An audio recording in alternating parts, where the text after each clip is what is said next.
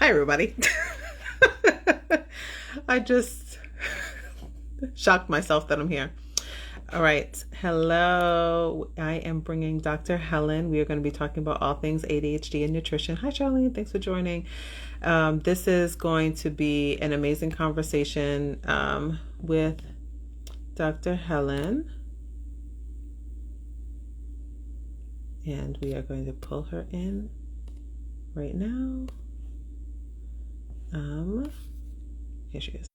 Oh, let me try that again. Please get all of your nutrition and ready questions. Oh, there we go. There we go. Hi, Hello. Thank you for joining me today. pleasure. It's good to be here. Thanks for asking me. Yes. So I searched the world for Dr. And so I'm so glad that she had the time to be able to come and join with us. So today, thank you. Welcome back, everybody, to ADHD Awareness Month. Can everybody hear? Can you hear me? Okay. Okay. I All can right. hear you. Hopefully, Okay. everyone. Okay, perfect. It sounds weird in my headphones. The so again, so this is ADHD Awareness Month. This is the last day of week 4. And so we have a couple more sessions happening next week. And today we are talking about ADHD and nutrition. And we have Dr. Helen here, and I'm gonna have her introduce herself. But she's amazing, so get ready. Thank you. Yeah, thanks so much for asking me. When you said you'd been sort of looking everywhere for somebody to talk about the topic of ADHD, nutrition, and how it impacts on our health, it does feel like it is quite a niche thing. Yeah, I'm really happy to be here. So I'm a medical doctor by background, former GP, which I believe in the States is family physician, retrained as a nutritionist, and I'm a coach. So I work with ADHD women in my online practice to help them make healthy eating their new normal. And really, for them, it's about embracing the power of nutrition and lifestyle in helping them improve their quality of life and symptom management as Hmm. well. Um, and I think there's always the question of, well, is ADHD caused by a nutritional deficit? Not necessarily, and I can share some of the evidence around that.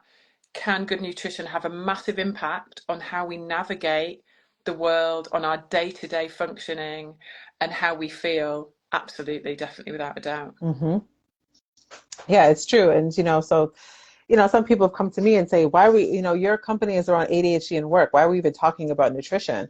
And this is exactly the reason why. It's because what you eat, what you drink is going to dramatically impact your ability to function throughout the day.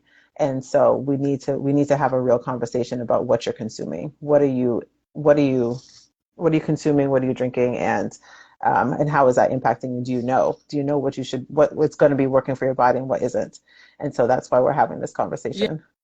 yeah, definitely. And thanks so much for sort of bringing that to, our attention, because it's so easy to bypass that and minimize that. Hmm. And actually, I think the first step in change and really thinking about improving your quality of life, and maybe even thinking about how you progress in your career and move forward, is to really focus on your health. And nutrition plays a big part of that.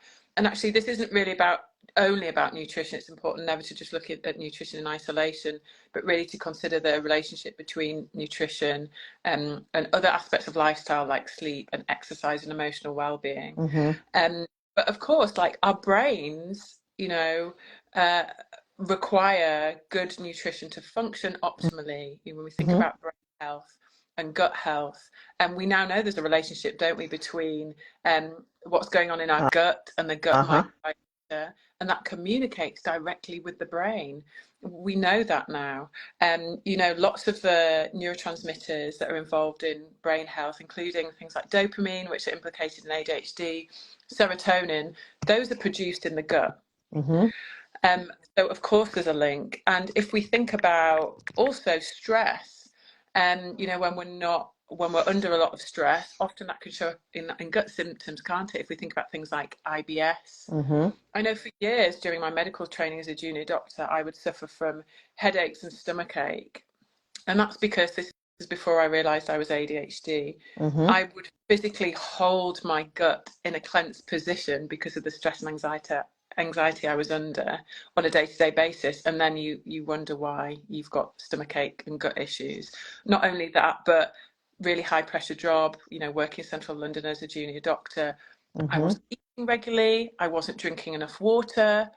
So I had this constant brain fog and challenges with concentration. And it wasn't until I realized, Mm-hmm. first of all, there's a problem there, and began to address it, that I could really begin to think about, functioning at my best. So absolutely crucial. Yeah, the question to ask yourself, do you want to function at your best? Do you know what your best is? And it probably at this point, I mean, most people don't know what their best is because are they really optimizing their health in a way that they could? But there's so many complexities around nutrition. Like there's a link between nutrition, ADHD and eating disorders, right? And so then how does that show up in the workplace? Like and I know especially here in the States, everybody, when you're in person, everybody's bringing all the food that they don't want to have at the house, they're bringing to work, Yeah. and all the food that you that is going to have a drastic and negative impact on on your ADHD symptoms, they're now bringing it to work, and so now you're eating those, and now your whole day is messed up, right? Yeah. And so, there's a lot of intersectionalities when it comes to nutrition and good health. And thank you for also bringing up the point about your gut health and recognizing that dopamine and serotonin and where they're produced in the body. And so if you don't understand that, like this is the time to take note of how important to have an optimal gut health is on your ADHD, since we Yeah. are like, there's a dopamine challenge when it comes to ADHD. And so if you're polluting the air of your body and making it even harder for dopamine to be able to be produced by what you're eating and or not eating, then you should expect your symptoms to be out of whack. Yeah. And you mentioned eating disorders there. I'm really glad you brought that up, because unfortunately we do see a disproportionately higher level of eating disorders and disordered eating amongst ADHD and autistic people and women. And when you look at the evidence around that, it's really interesting to think about why that might be and which comes first as well. And actually, there are some connections between the symptom of impulsivity and disordered eating. So we've got the challenge of the dopamine and maybe turning to food to give us that dopamine hit. Mm-hmm. We've got the challenge of the executive function. I don't like the term executive dysfunction. I'll describe it as a challenge around executive function, Yeah. which might make it difficult to think about the food shop, planning meals ahead of time, and actually executing a recipe. Cooking from scratch from a recipe, that requires a really high level of executive function. Mm-hmm. And then you've got the challenge of time blindness and being so consumed in what you're doing, maybe forgetting to eat as well. Um, and then overwhelm's the biggie, and that's what I hear all the time with the clients I work with. Just feeling really overwhelmed. The fridge might be full of food, and you open the fridge door, and it feels so overwhelming. That feeling of what am I going to eat? There's so many choices, and the mental load associated. And unfortunately, we know that women carry a lot of the burden around decisions in the home and food, Mm-hmm. mental load of that in itself. So that combined with, it seems to be this predisposition or an association between ADHD and disordered eating. A lot of us, a lot of ADHD women like you and I, can find ourselves in a situation where we're not meeting our nutritional needs. Mm-hmm. And not only not meeting our nutritional needs, which can impact on our physiology and our health and the way that we experience our symptoms, we can find that we have an unhealthy relationship with food. Mm-hmm. So we're battling with the cravings. The cravings are driving our eating behaviors, and that guilt, that negative self-talk, the emotional eating and binge eating and comfort eating. So it's multifactorial, isn't it? And you can see why it can feel so complicated to even think about, where do I start? Yeah. Yeah, and not to mention also some of the working memory challenges that can come with eating or just with ADHD also. And so you're trying to plan a meal and you don't even know what it is that you have in your refrigerator, or and then just that you need to eat in general. And then the interoceptive awareness that challenges that can happen with ADHD too. And so like you're not even feeling that you're hungry in a way that neurotypical may feel that they're hungry, right? And so like that signal is not even being connected. The same reason why like people like really wait to the last possible second to go to the bathroom, right? Yeah.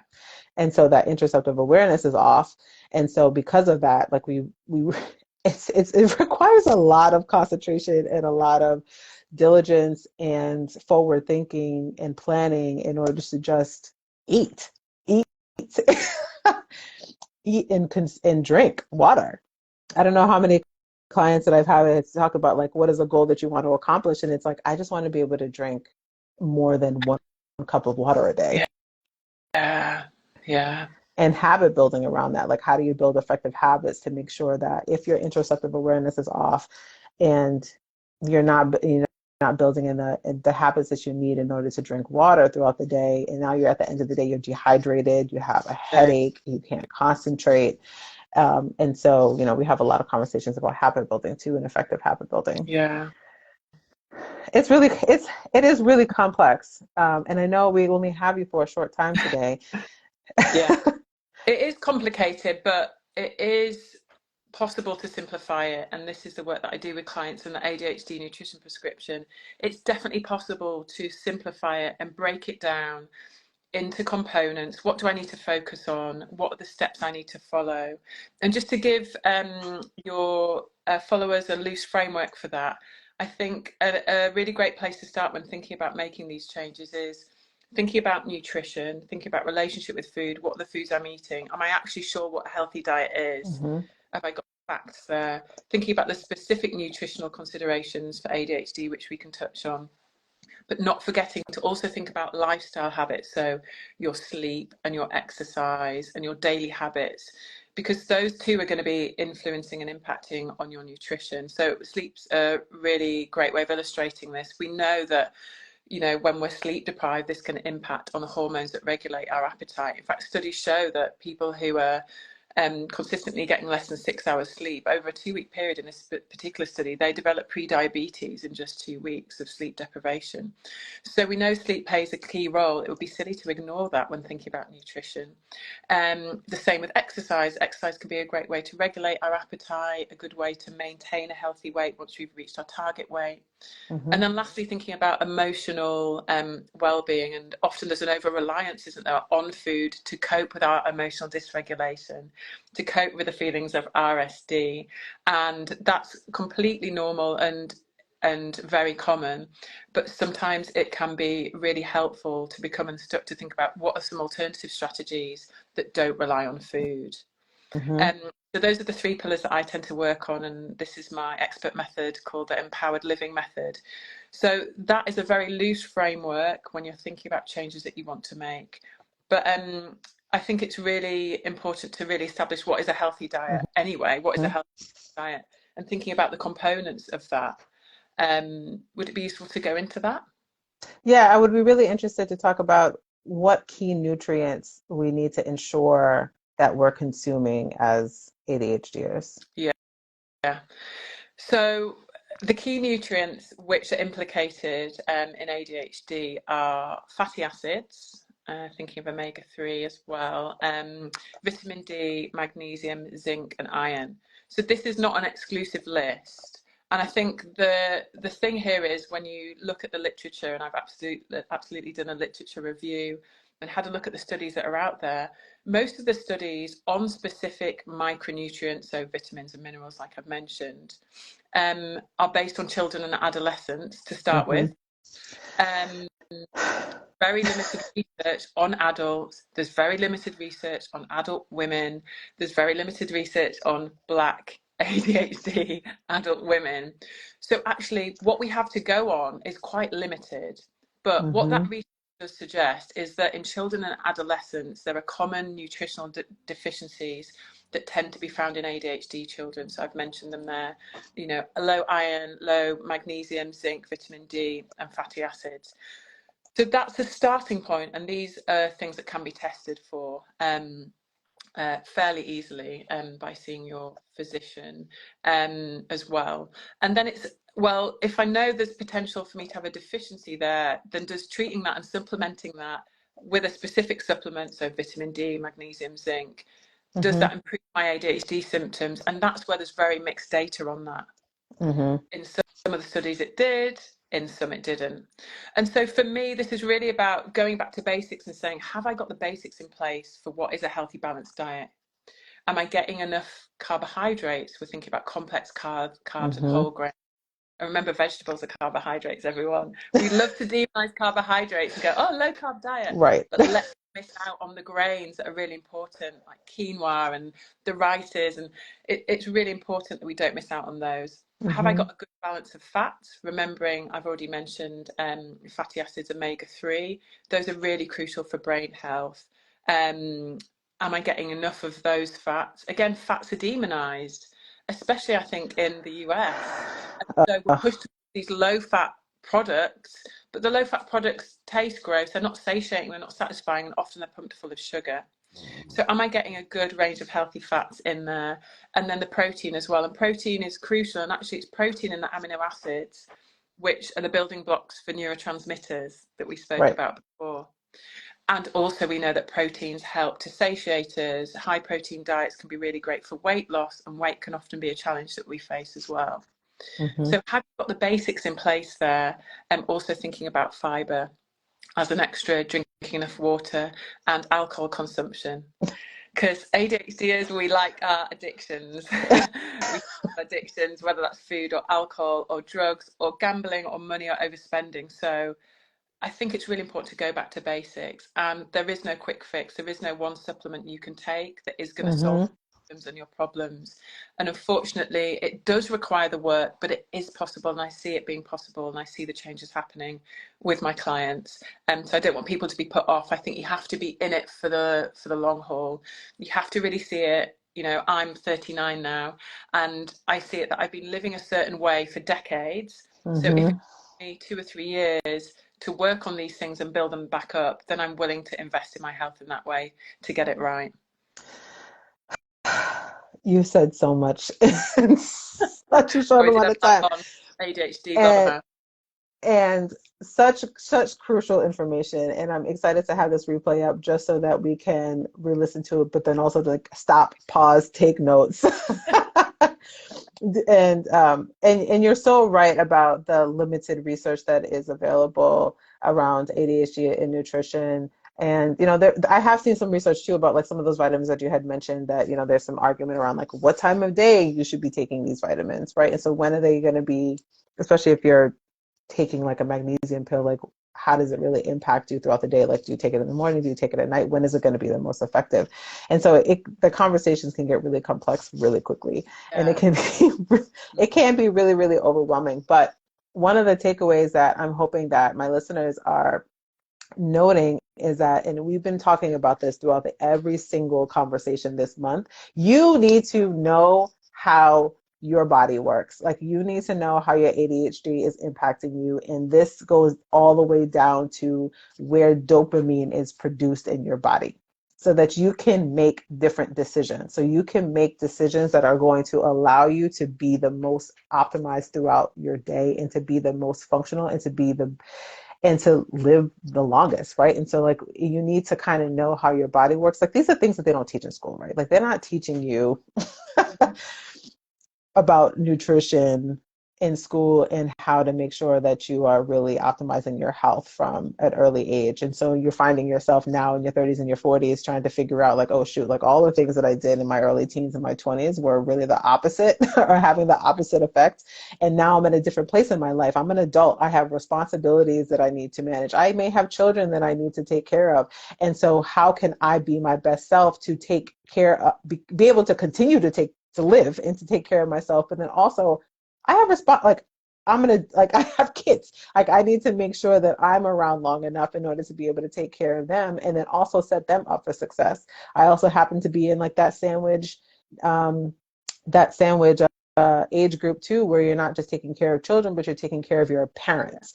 And so, you're kind of looking at your parents and being like, oh man, Mm-hmm. I forgive you because you didn't know like why my health is so messed up. But then also now I'm seeing like the decisions and choices that you make come out in real life. Like, this is what, if I continue to do this, then this is potentially what could happen to me when I get older. And so now I'm in this preventative space, right? So you're now in this preventative space trying to learn all that you can, Mm-hmm. and just realizing that when you tag on the ADHD to it, you need to do different search terms. And so like a traditional Yes. nutritionists, if they don't fully understand ADHD in your brain, like they may not give you the the advice that is going to really work for you. And that is such a good point. And it might be potentially damaging Hmm. because if they're saying, oh, just do this, just eat this, this, and this, and you're going, but how do I do that? It's difficult for me to do that. And then that affects your self-esteem because you're thinking, why haven't I been able to do these things that everyone's telling me are so simple and basic? And that's why I think it's really important to access a neuro-affirming support and advice around your health and nutrition, which unfortunately isn't readily available. We are getting there, it is building, but it's not readily available.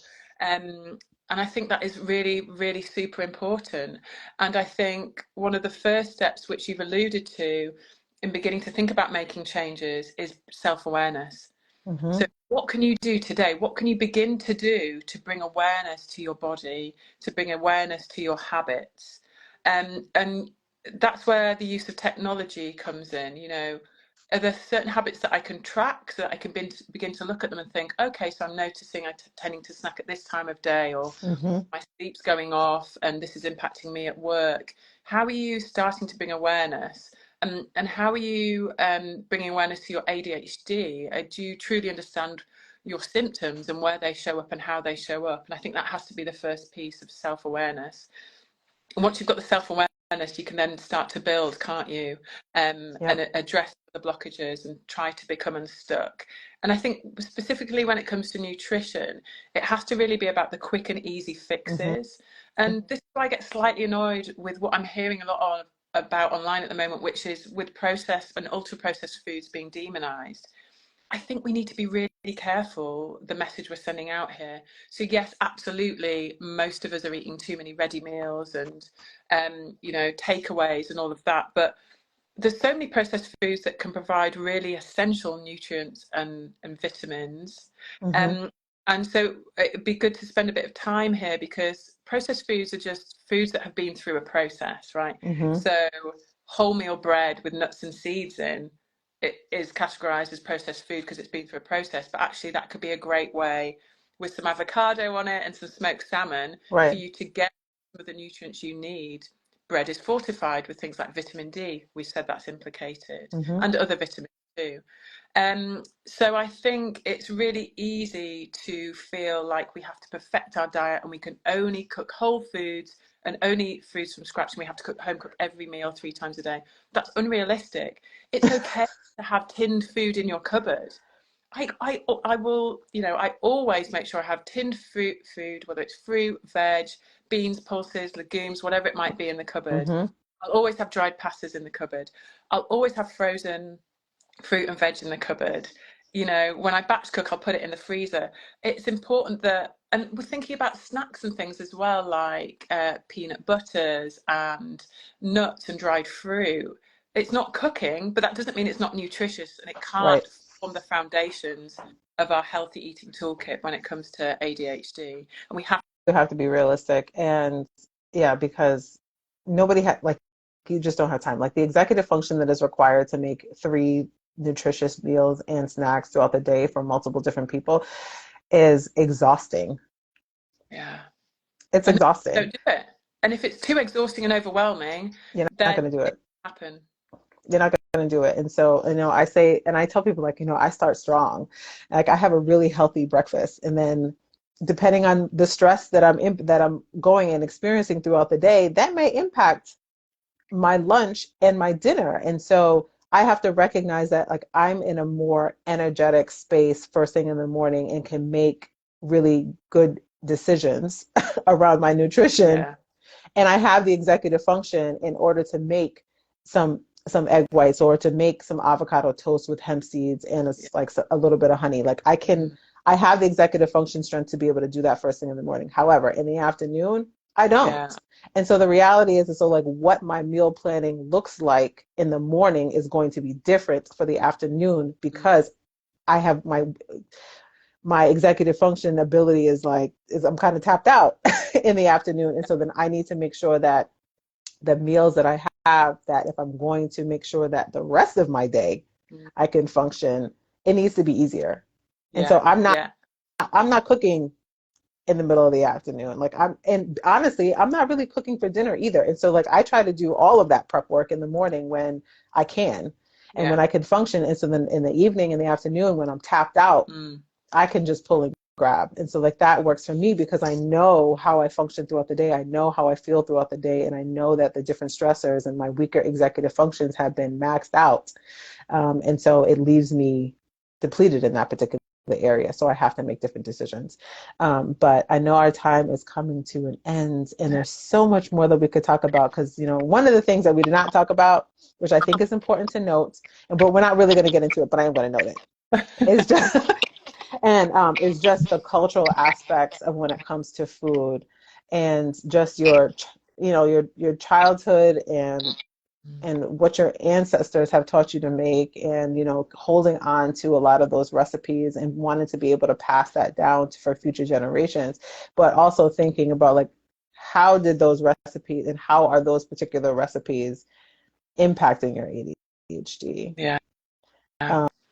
And so, you know, that challenge there, like it's Yeah. a real challenge, It, and being able to want to, you know, to keep traditional foods, mm, but also wanting to ensure that you're optimizing your own health mm, and recognizing that you have a completely different lifestyle, and then now you also know how your brain works.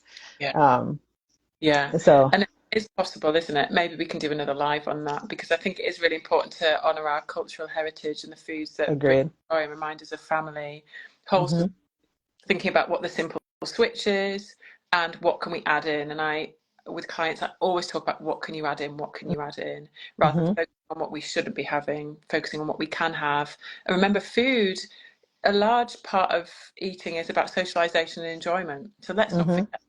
Hmm. let's not forget that when we can, and really nurture that idea of bringing family together and having meals. It may not be possible every day in modern society, especially when you're a working mum, but let's not forget the importance of sitting around the table with loved ones when we can and enjoying food for what it is. Exactly. Thank you for that. And we also didn't touch upon like just motherhood in general and trying to survive. That's like a whole other conversation. But I do want to thank you for coming on today, because this is such an important topic. And I think we were able to get a lot of value in the time that we were able to have together. And I know that there's going to be more work for us to be able to do together. So Yeah, everybody watch out because we're going to be doing some great things. yeah. And if I you're hope not that. following Dr. Helen, you need to be, um, and check out her programs and see what's available for you. She is over the overseas. Well, I mean, for me, it's overseas, but I'm overseas for her. So I'm based in the UK and I'm just starting some online virtual ADHD support groups as well for anyone that's interested. But Mhm. yeah, thanks so much for having me on. I've learned so much just from speaking to you, and I really look forward to our next conversation. Thank you so much. And then, so for everybody else that's still watching, we have a couple more things happening next week. We're going to be talking about ADHD and finances and money. So we have a financial planner coming in. We're going to be doing some emotional and nervous regulation, system regulation work next week. And then we also have somebody coming in to talk about ADHD and resume writing. And so there's still a lot of hot topics coming up across, I mean, over the rest of the month. And then some more people wanted to come on. So, you know, there's only 31 days in October. So we're moving some conversations to November and December as well. So just keep watching, keep following, spread the word.